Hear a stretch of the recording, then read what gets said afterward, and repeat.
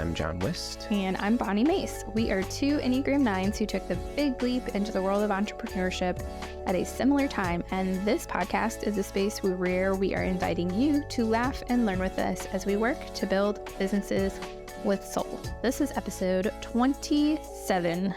27 and episode number 3 in our series. Four in our series. Yeah. 4 on core motivations and how they show up in our businesses. Core motivations of a 9 and how they show up in our businesses.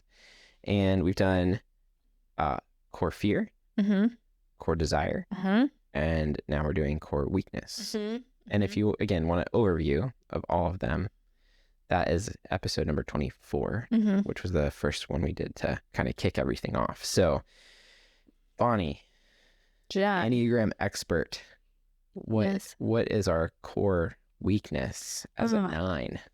Core weakness as a type 9. And a core weakness is just that it's the thing that you struggle with consistently. Yeah. Just to throw that back in there since it has been a little while since our overview. Yeah. Core weakness is just that thing that you struggle with, you can't shake. So ours is sloth, which at first sounds some kind of way, but I'm going to explain. So here's what the definition that my book says, thanks to your Enneagram coach.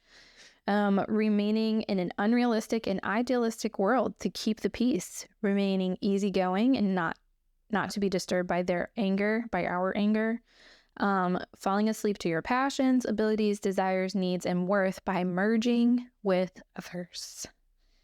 That one's more mouthful than the previous ones. Yeah. Takes a little bit more explaining. Yeah. Maybe we need all that detail so that we can really understand what our weakness is. But yeah, because as we mentioned, like sometimes people tend to categorize core desires into like these are the good ones and these are the bad ones. And obviously core weakness, people tend to be like ashamed of it. And so we assume the worst possible feeling about like, oh, my core weakness is sloth. And most people are like, that means I'm lazy. Right. Which is not what the core weakness of sloth means for a 9. Right. Which, interesting. Okay, so this is not where I was expecting to start, but you brought it up, so I'll go there. Okay.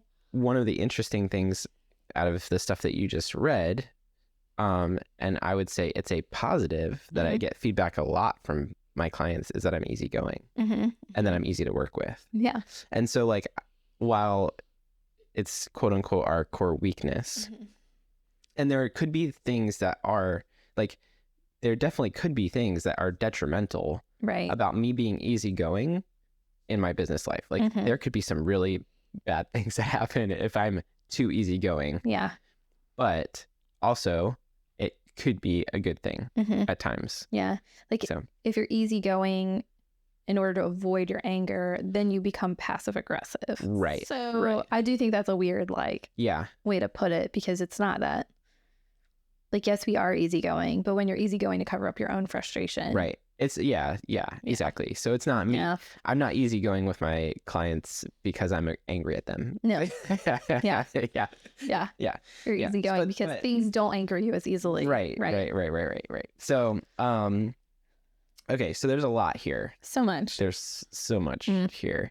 I feel like I keep saying that with every single one of them because I feel like we're analyzing, maybe that's it. We're analyzing things that you don't often spend the time to sit down and think about. Right. So that's kind of the reason we're doing it. Right. So we're spending the time now to think about some of these things so that we can grow and see all the little intricacies of our brains and things. Yeah. So I do feel like that this has a decent connection to like our core motivation of desire. Like I feel like there's definitely some linking here. So we may say some similar things, but I think it's also like we can talk about it in kind of a different context. But remaining in an unrealistic and idealistic world to keep the peace. Yeah. Let's just start there because that's the first one. Yeah. Bonni, what kind of unrealistic, idealistic place do you go sometimes? Okay, well, even just starting my business, this is the most blatant and now a year and a half and like almost laughable part of this for me is everybody said it takes 3 years to turn a profit. like if you start a business, at least, right? Yeah. And I'm like, people love me. I will be fine.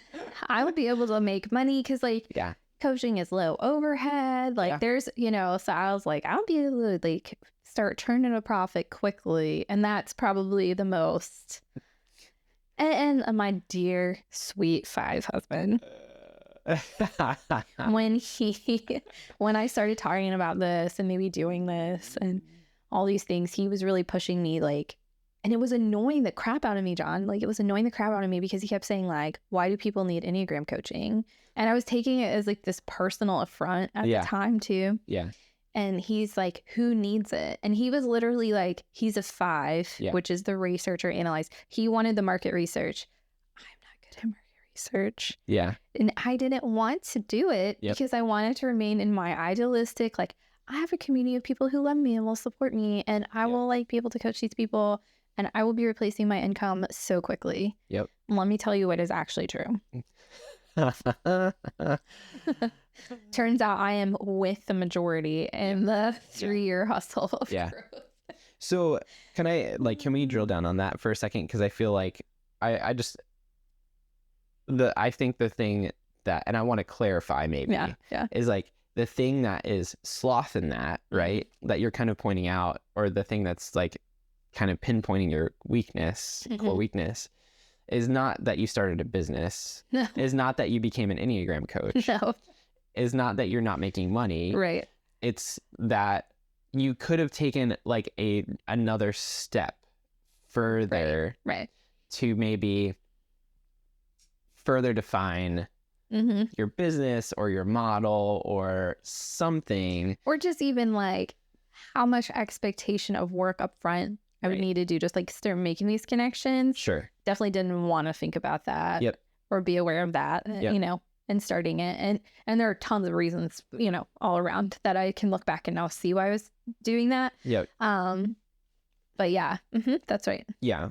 Yeah. So we're not talking about like, I just want to make the clarification because I think that like it's easy. Again, right before we started recording, I said like I'm going to try not to use the word lazy very much because I think we get those confused. Oh yeah. And so I wanted to try to like pinpoint that for a second because it's like there's just a lot of times like one little thing that we could do maybe a little bit more work on that would help actually smooth things out some more.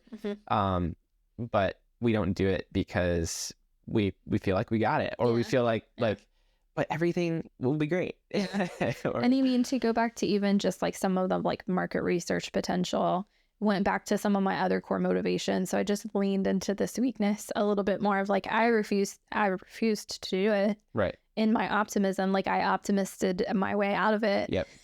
Yep. Because if it was going to be a challenge to replace my income, then it didn't feel like it was worth doing in my head at the time. Right. And if there was going to be a lot of work and networking to do, like I am very challenged by that personally. Like that's a huge stretch for me. Yep. And so I didn't want to think about like having to go, like I was in a season of hard processing then. Yeah.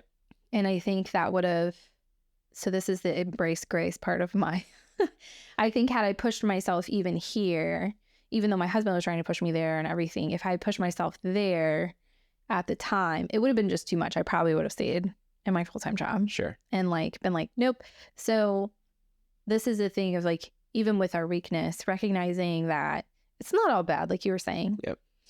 It's something to be aware of and to say, you know, like I have to work harder at this stuff. Yeah. I have to work harder to not be like a total optimist about how things are going to work out my way or whatever, all the time, and be more realistic. But it just is. Sometimes it's protective. Yeah. Yeah. And I think that I'll bring up the analogy I talked about beforehand in a minute, because I think I think I'm kind of to that point where I want to bring it up. But similarly, like I jumped into this with people asking me to do work for them, right? Like, so like it wasn't like I had to go find people. Like there were people who were like, can you please help us do this? And that was the big wide open door for me to just like, whew, yeah, there's people here who need me. I can do this. Heck yeah, let's do it, babe. And walk through the door, and then it's like when you hit that moment of like, okay, those are done. Who's next? Oh, wait. Not everyone's just going to come to me. I thought there was a queue. Right. Yeah. Like, oh, wait. Like either I have to find people or I have to help people find me. And then it's like, yeah, I mean, I got a website. Oh, wait. That's not all I need? Oh, okay. Like, and so like all of these things that just started piling on of like hard things that I didn't want to do. They weren't part of why these are not the things I started this business to do. Signs up to become a videographer in order to build a website. That's so true. Right. Or get good at social media. That's definitely not true. So like all of these things all of a sudden are things that I technically need to do on some level in order for my business to become sustainable. But they're not things I want to do. Right. And they're definitely not things I have motivation to do. And so what do? Well, I just do the bare minimum. Right. Like that's what I'm realizing now. Like even with my website, right? Like my first website, like it's quick. It's bare minimum. Yeah. Yeah. It was enough to have some place that people could go and be like, oh, he exists. I'm so sorry. There was just like a cardinal that flew right by your head in my window and it made me gasp into the microphone. I heard the gasp. You will also hear the gasp. Well, that would be very close to my head, actually. It was very close. I think you guys can probably hear it chirping. Wow, what a rabbit trail. Right, but like these are the things that like I do think this idea of sloth is that like, well, what can I do? Sometimes, this isn't always, but what can I do sometimes that's like the bare minimum that convinces me it's going to like take me a little further. And so before we start recording, like we're back on the river. John was, yes, he's working the river analogy. I'm working this thing hard. And because like, I think what we're kind of hinting at is like the easy way out or like the comfortable way out. And I had this like epiphany as we were sitting here of like, you talked about before as nines, like we're on a boat. Like we're not just like our bodies aren't just like floating in a river, right? Like we're on a boat. Yeah. Like nines need a boat. We probably need a boat. We need a boat. You could do an inner tube, but it might not always be safe. Right. Yeah. So we need a boat. So, so like having this idea that like, well, if I just pull like I'm in the rapids, if I pull over to the side of the river and hop out and there's another river and I'm just going to throw my boat in there because that looks calm. Like that's a comfortable, easy choice to make. But it's not looking down the river and noticing that like this river also has rapids. Yeah. And so like what I was saying is basically I feel like part of this process of starting a business, owning a business, running a business has been like adding tools to my boat or reinforcing my boat to better weather the things that are going to come at me on this river, whatever they are, versus, oh my gosh, I'm not making money. I need to find a job. I'm going to pull my boat out of this entrepreneur river and go just get a job again. Because those like, that's a like a knee-jerk reaction, and it's not taking into account the things that were not just money or work related that led to this decision. Right. To start a business. And I think that goes back to like the second part of this definition, which is falling asleep to your passions, abilities, desires, needs, and worth by merging with others. That's the easy way. And really what like the core weakness of sloth for a type 9 really comes down to is we lose ourselves so easily. And so, and this is where I see my struggle the most in my business is like, what do I want? Yeah. Yep. I have no idea. So it feels easier to like take your analogy. It feels easier to find a different river because maybe I'll figure out what I want on that one. Yep. When forgetting that I had done some work down the line to decide like this is the path for me and this is what I need to do and I need to stick this out because there is something down there that I'm desiring that I want. Yep. And if I stick with it, I will get there. But I forget what it is. You get distracted. I think that it's not necessarily like, I get what you're saying. I think you get distracted by all the little things that become a little overwhelming to you in the moment, right? Yeah. And it takes your eyes off of that thing. Yeah. Yeah. So if you think about it this way, like another analogy I've heard for nines is that like we struggle with a fog, basically. Yes. Yeah. And so let's really wear out this river analogy. If everybody's on a river, like everybody else can see what they're after. Mm-hmm. And for whatever reason, we are in a misty bog of a river that there's just fog constantly. And you're like, I'm not sure what it is I'm paddling for. We have to work extra hard to like remember, to just remember that or to feel convicted about that. And then somebody else is like, over here, I can see my destination and there's room for you. Like, come on. Yeah. Come on over. And we're like, great. Oh, sweet. You did that work for me? Yes. Oh, okay, cool. All right. My river is foggy. Like, I don't know what is going on. Yeah. I don't know why I picked this one. Right. Like, that stuff comes up for me a lot. Yeah. And for me, I think a lot of my struggle with this is for so long, like on top of it being my kind of natural disposition, I've had lots of influences also telling me, this is what you want. It is not okay for you to go outside of what we're telling you. Right. Like, this is what you can do, or this is what you should want to do. And so I feel like it's been extra work. Like, it's very easy with my core weakness for me to merge with someone. Yeah. And I referenced this on the podcast before of like, I'm a powerhouse if I'm under a person with a vision. I can help you get there.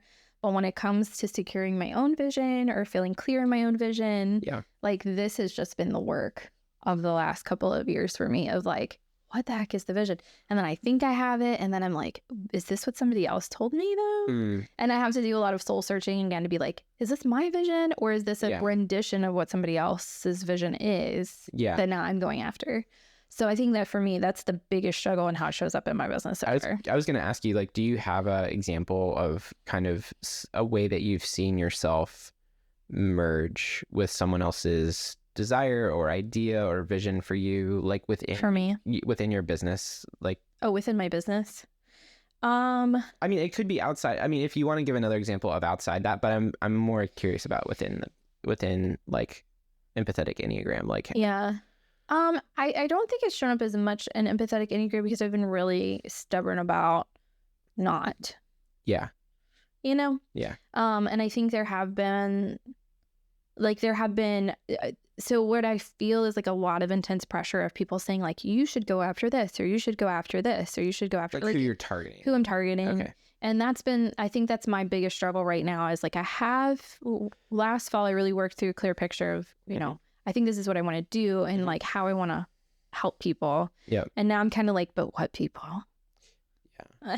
Yeah. And I've had a lot of pressure of people being like, well, you should find these people or you should find these people. And so that's where it is most shaky. But with empathetic enneagram, I've been more stubborn about like, no, I really need to be sure that this is what I'm doing. Like protective. Yeah. Yeah. And it's just been awareness of my tendency to merge quickly that's kept me from doing that. Yeah. So, yeah. I mean, I could give an example of elsewhere. Yeah. I mean, I think it's still helpful to hear like an example of what does merging look like for you? Oh, yeah. So super easy for me. Which this one ended up being beneficial. So just to show you how like weakness can work. So in my ministry job, I started out part-time behind the scenes, graphic designer, brand and marketing. And I weaseled my way into sermon planning meetings because I wanted to make better graphics and I wanted to hear what they were thinking about, talking about. Yeah. And these meetings in the first months of that meeting, I was a fly on the wall. I wasn't saying anything. I was just listening. I was just asking clarifying questions about the tagline and the concept and whatever. So I could make good graphics and that's it. Yeah. And then, I don't know, something happened. Probably, honestly, our leader would ask me what I thought about some of the concepts theologically. And then I would like chime in because it's like, this is what he wants me to do. He has asked me to chime in, you know, so here I go. I gonna be a good employee. Yeah. And at one point, it was like, well, that was really good. I think we want you to say that on Sunday. And I was like, no, parental alert. Like, I'm not gonna do that. And honestly, it was just like, it was merging, and it was like his pushing of like, well, this will be good, you know, like this. He had a vision for how it should be, and I said, everything about this makes me want to like barf right now. Yeah. And I'm telling you, it's a bad idea, but I ended up doing it because I'm a good 9 and I merged. Yep. But then that's also what like led me towards like, oh wait, I think I actually like speaking a little bit. I think I might be good at it. I think I think I could do more with this.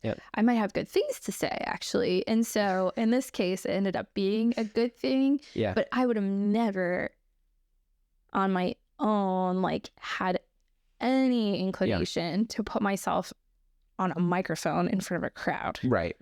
That was 100% merging at the time. Yeah. No, that's good. That's good. I think it's good to hear like just an everyday example of what this looks like. Yeah. Because I do think for 9s, it is an everyday occurrence. Like I think we are. What's yours? Well, we may not necessarily, and it goes back to what you've talked about before too, of like healthy and unhealthy ways of approaching situations and things like that. Because I think that for me, I have more, since learning about merging, I have more of an awareness of merging. And so I can more easily identify when I'm doing it for the right reasons and when I'm doing it for the wrong reasons. Right. And so like and probably every night is like this, like when it's like, what do you want for dinner? I don't know. What do you want for dinner? Oh, that sounds great. Yeah, let's do that. You know, and like, so, I mean, that's a very surfacey level thing, but something that I've learned and something that Lauren has learned is like to ask me like, do I really not care? Or am I just saying that because I don't want to have to think about it or don't want to make the decision? And a lot of times, honestly, it's like, I don't care. Like, honestly, like I really do think that my personality is like, I really, on most things, I'm okay with what someone else wants. But there are things, and I have to recognize, like, there are desires I have. There are things that I want. There are things that I need. And when it comes to those, I'm allowed to have an opinion. And I'm allowed to say, yes, that's what I want. And so, you know, I'm having trouble coming up with like a super specific example right now in like everyday moment kind of a thing. But, you know, there have been times, and I think it comes up, obviously, like marriage is a very easy place for it to like reveal itself, right? Because you have two people who have very different thoughts about lots of different things. And so there are definite things where I've had to say, Lauren, like, no, like I feel very strongly about this. Like this is how I think it should be. And there are times where I can just be like, yeah, that's totally fine. And so I think I've gotten better at understanding what merging is and looks like and how to express myself when I feel it's important. Although there are times that I don't. And that I just let things happen the way other people want them to happen, even though they're not how I would want to do it. So I'm thinking about the layers of sloth and really how this shows up, because we've kind of mentioned it, but it just like came into a clear picture for me of like the core most layer of sloth is having a hard time knowing what we want in the first place, and just acknowledging the fact that it takes more effort and intentionality to decide what we want. Or to be even aware of what we want. And then on top of that, there is because we don't know what we want, there's this like, well, I don't care. And so then you kind of have this like, you know, like laissez-faire, Yeah, and that can be good, like you mentioned, but then there's also the potential that, like, because you don't know what you're wanting, you're not going to experience like true satisfaction or true joy or any of those things. And then there is the final most layer of it, of like the fear that starts to come. And like when we feel the resistance because of these other 2 layers of sloth, like it just feels easier to bail on yourself than to like work back through to those layers and say, what do I want? Is it worth facing the fear? Is it worth like wrestling through these rapids and reinforcing my boat, like in your analogy and everything? Because of how hard it is just to know what you want in the first place. And I think that's probably for type 9, I think that's the thing that other types understand the least and have the hardest time like seeing from our perspective. And the dinner example is easiest for them to grab onto because everybody has a night where they don't know what they want for dinner. But like if not knowing what you want for every night though, because it's every night. But if you can apply not knowing what you want for dinner to not knowing what you want for your entire life, that is kind of how it feels. Of like, somebody tell me, like somebody mentioned a good takeout and maybe I'll try that, you know? So kind of a more professional example, but definitely has also been something I've felt on a personal level is like, we've talked about this before, not in this season yet. Here it comes. But that's not saying it hasn't happened in this season, but in a previous work season where we've worked together, like I think I've told you, like there are times where I felt rudderless. Like that's how I would describe it. Where it's like you literally we're back in a boat. I'm just gonna kill this. Just change your logo. We're back in a boat. It's gonna be a canoe now.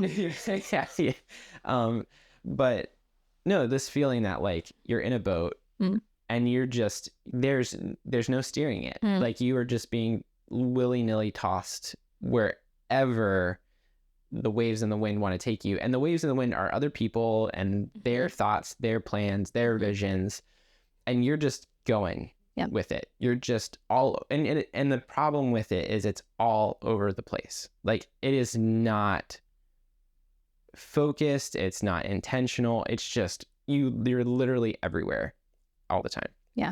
And I mean, we've talked about that in previous seasons, and I think like there have been times in this season of entrepreneurship that I've felt that way. That I felt like, and the hardest part about this season with that is that it's not necessarily someone else's vision that's throwing me around. Like I'm in my own world here. Like this is the world I've created. So the problem goes back to what you just talked about, which is, what do I want? And that is like, I think it's a great insight, because it's like the place I'm in now, if I feel rudderless, I have one person to look at and it's me, and I have one question to ask. It's like, what are we doing? What do you want to be doing? Because the rudder isn't broken. You just pull it out of the water and decided to just let things go. You just forgot it was there. And you forgot you could hold it and direct it. Look at that. Just spinning around over there. I went over here. Which again, like this is the great strength of being an entrepreneur. It's like you can grab a hold of that rudder at any point and you can point it wherever you want to go. But as a 9, that is the question. Where do you want to go? And it's really challenging. So hard. Like that is so hard to nail down. Because I think for me, like on a more professional level, like I feel like my merging has come from me attempting to like gain wisdom and knowledge from people who are already here or have been here, and asking myself, well, should I be doing that? Like, should I take that? Like, is that what I need to do here? Like, do I need to, I don't know, whatever. Like, do I need to take that advice? Like, do I need to apply that to me? And or do I need to graft this into my personality, which is something we're also very good at. That's part of the merging. Right. And like, I think the longer that I've been doing this, the more and more it's like, there are things I can learn from this, but it doesn't have to fundamentally change who I am in the direction I go. And maybe that's more it. It's like, merging on the surface on some things is okay, but then like when we get really deep and we start to fundamentally change who we are, what we're doing, because we're merging with this thing that's like, oh, no, that's bad. It's not good. Yeah, there's a difference between like learning and taking what you need, right, and then like, or just becoming what it is that you're learning about and like totally immersing. And that's what I have to watch for too, because I can jump in the deep end of somebody else's ideas. Yeah. Like real quick. Yeah. Real quick. Which brings me back to like, what do we want? And I think it brings me back around to that, because I think it makes it really difficult, again, to define what you want if you are trying to learn and like gain wisdom from people who've been there before, but you're not going to fundamentally change who you are, and you want to be like your unique self. Like, where does that leave you? And I think like that is, it's just really hard to define. And it's I think that what's even harder, and I don't know if this is a 9 thing, you can tell me or if it is or not, but like what's even harder is not just where are you going, but like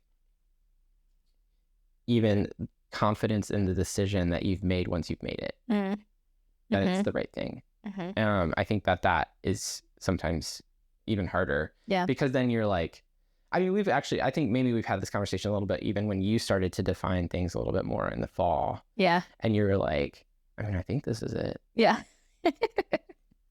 But is it? It's a good impression. I don't. Yeah, it could be. It could be. I think that's my biggest struggle is like, one, as people, we grow and change. So what we want does change. And what I would prefer is to discover what I want for my whole life one time.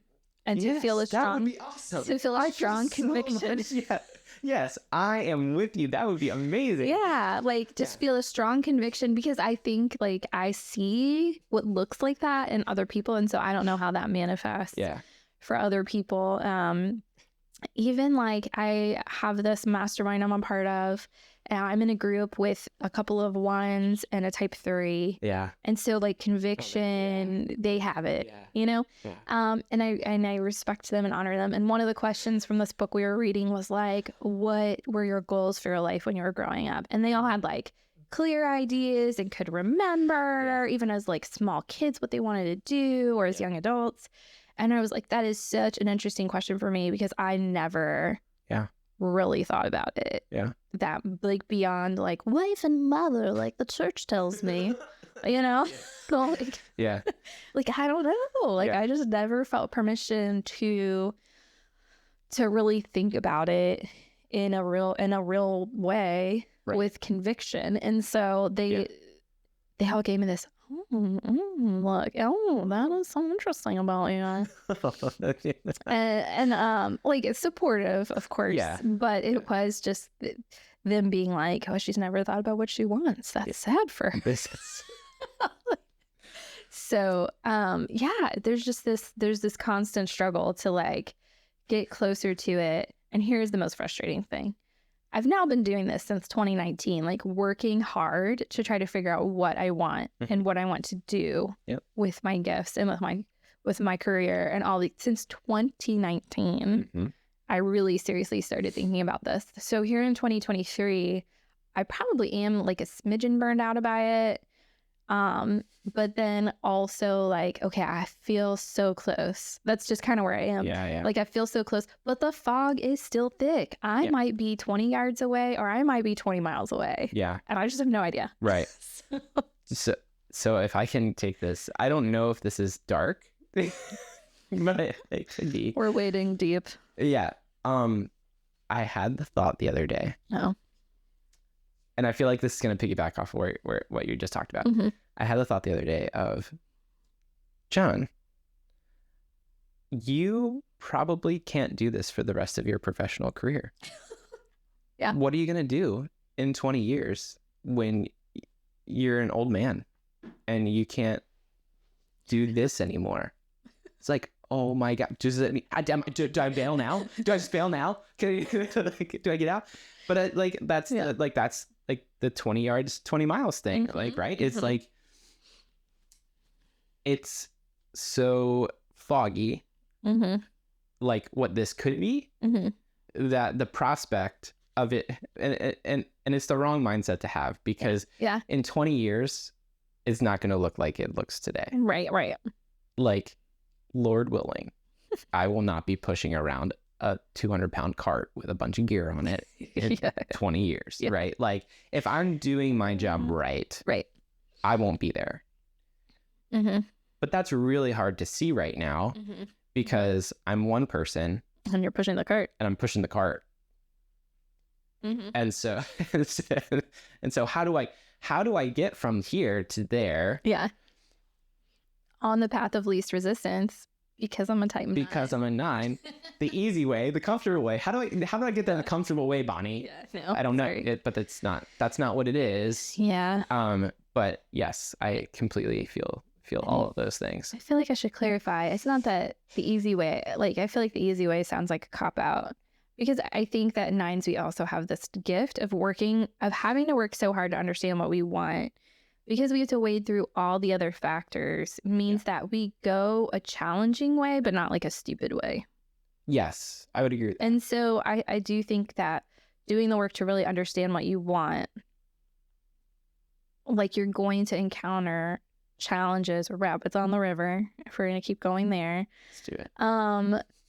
But you're not like blindly, right, carving through a path that is like, well, there's like a 30-foot waterfall because I didn't take the time to understand which fork I needed to take, blah, blah, blah, blah, which I do think, other types' weaknesses and things like that, they are so clear on what they want. They can't see any of the detrimental steps around them. And then we see all of that confidence or seeming confidence and conviction. And we're like, I'm just going to jump on that boat. And then we're like, this is a dumb way to go. Oh, no, we done that wrong for. I actually didn't want this. Yeah.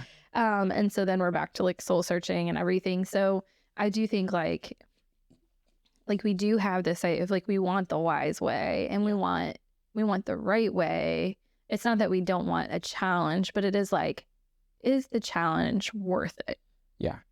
Yeah. I think to me, the quote unquote easy way out is not necessarily, doesn't define what will happen. It is defining my approach or my desire to avoid pain and suffering in the choice I'm about to make. Yeah. And so I choose the quote unquote easy way, which is to like it most times to blow it all up and remove myself completely from what I do because it's too hard. It is the easy way because it's not the hard way. Like, it's not the easy way because it's shirking responsibility or anything like that. But I think it's really insightful too what you said about like, we tend to take a lot into account in every decision that we make. Yeah. And number one, that takes time and it takes energy and it can become really tiring. But also, like, I think wisdom for me has always been a value word. Like, wisdom is something like I want wisdom in my decisions. And again, it takes time and it takes effort to obtain wisdom about something. And so I think our weakness is like seeing that that's what we want, but knowing how much time and effort it takes and how much potential pain and discomfort it's going to cause. Yeah. And being like, but do I have to do that? Yeah. Is this worth it? Right. And so like that to me, I think that is probably where this weakness of ours like connects the most is like the weakness is that I sometimes just don't want to have to put in that effort. Yeah. Yeah. And I think, this has been a good conversation if you're not a 9 to listen to, because we will never talk about this stuff out loud. And people don't, I know. Well, and people don't know to ask because it's one of the more unique portions of being a 9. Yeah. I think is like the fog around what we want.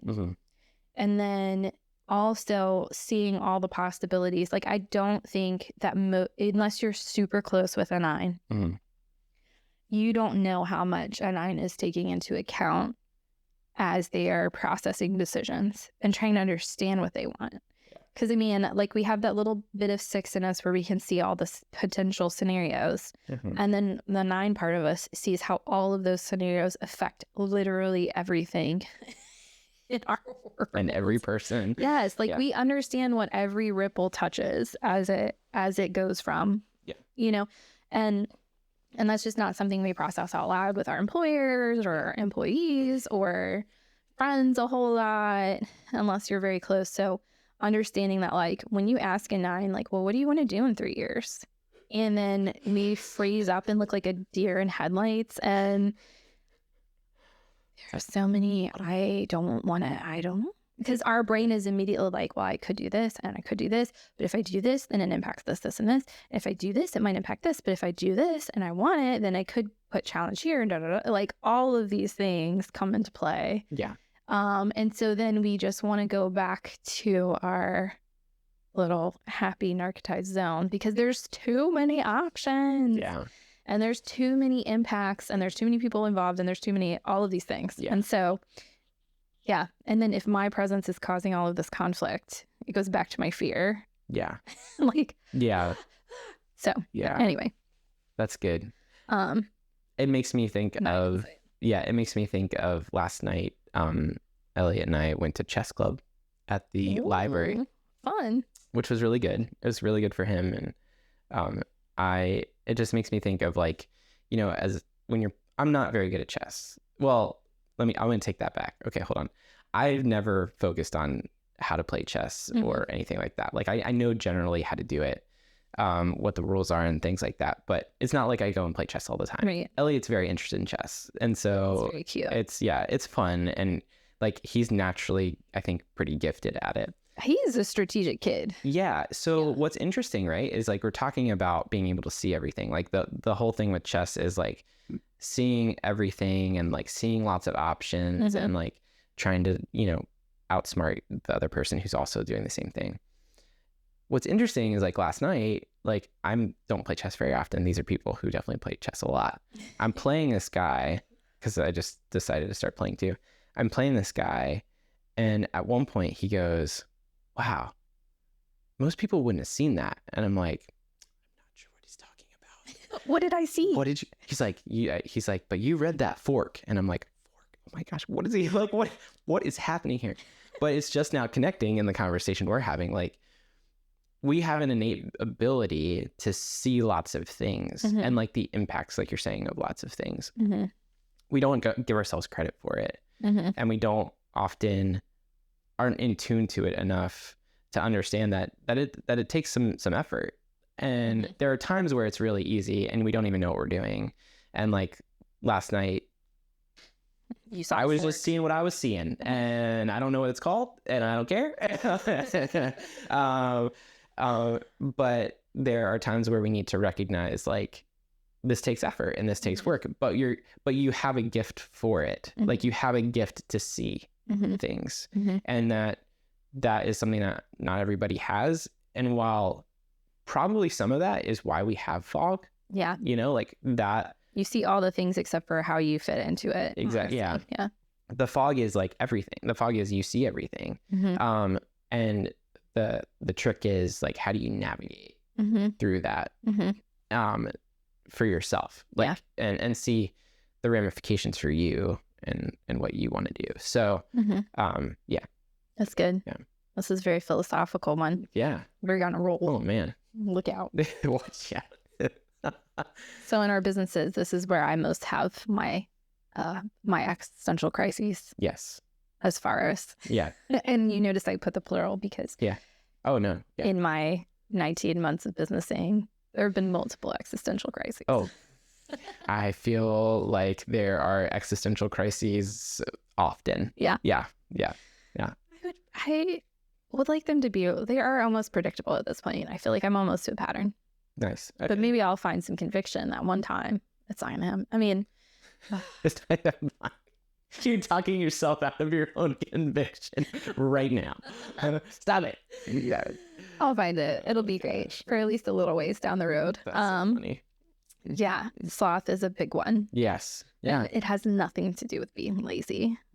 Not at all. Nothing at all. Not at all. And so, I mean, we all know I like a good stare at the wall, but that's not what this has to do with it. That's so funny.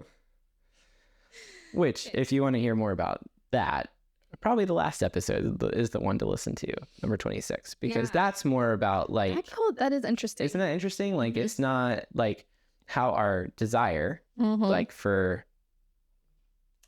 calm waters, you know, or whatever, actually is the thing that pulls us into sometimes that unhealthy kind of mode of like stare at the wall. Yeah. Check out. Scroll. Yeah. Whatever. Yeah. So the sloth. Not necessarily our weakness. Yeah. That is interesting. Yeah. I do think that fear and weakness tend to motivate nines to do something, whether it is not it's probably not a productive thing all the time. Yeah. And our desire makes us a little sleepy. Yeah. Yeah, that's good. Anything else you want to add? I don't. I feel like we really ran the gamut on how long we've been rolling. I don't know either. We're still in our makeshift podcast setup here, so I don't have it. I know. I think I missed the most about your like fun little light up board is the timer on it. I know. Because it gives me accountability. Yeah. But you know what? We talked about all the things we should talk about or needed to talk about today. Yeah, I think so. I hope it was helpful if you're a 9 or if you're not. So our next... It's important. Yeah. And our next episode wraps up this series. Yep. We're going to do... Core longing. So... Which is fun. Yeah. Hey, leave us a voicemail about this. If you noticed your core motivations showing up in your business, in your life, whatever, you can leave us a voicemail at anchor.fm/EntrepreNINES, or we discovered an Instagram voice memo. Yeah. Figure out how to get that on a podcast. Yeah. And I now have this ambition. I do want this. This is clear. Bonus episode. I want a bonus episode. Help us out. I call in with fake voices if it doesn't. Oh my God. I'm just kidding. I'm not going to do that. Can I have a confession moment? This is totally a rabbit trail. Yeah. Do you know sometimes I put question boxes on Instagram stories? The temptation to go in and ask myself questions is so high, and I don't do it. I actually have held myself to that account of like, I am not going to put fake questions in the box. I think people do that probably all the time. I'm sure they do. Bonni, that is because one of your values is to be authentic. That's true. And so you would be breaking down your own values if you did. It's true. Yeah. Good job. There are some I really want answers for and like want to repost, and then no one responds. And the temptation is what if I just guide this conversation? I don't. Well, good job. So I won't call it with fake voices either. Yeah. Well, you know what? One day, Bonni, we'll have a bonus episode. I'm sure of it. So, but yeah, and also leave us rating and reviews so other people can find us. And on the internet. And we're on the internet. And you can find our socials and our website. And if you are finding this stuff interesting and want to dig more into, because here's what I'll do. Look, I'm going to plug myself, John. I'm not gonna clap, but I will clap because I'm holding a microphone. But fake clapping. Like honestly, this is what coaching is. Yeah. Is getting into your core motivations and seeing how they're showing up, because it takes awareness and peeling back all the layers. Like what John and I are actively doing for you is a bit of a coaching session to say, I do this thing. Let me figure out what motivation this is rooted in. And so if you're interested in that, turns out I can help. It's a coaching session I don't pay for, so thanks, Bonni. Yeah. Hopefully you're getting something out of it too. So no, it's great. It's helpful. Anytime you can become more empathetically aware in your life, it is beneficial. So, and it usually takes another person talking through it with you. Yes. Otherwise, you just gaslight yourself out of anything helpful. Yeah. At least that's what I do. Yeah. So, anyway. All right. Well, we will see you next time for the core motivation vlogging. Yep. Bye. Bye.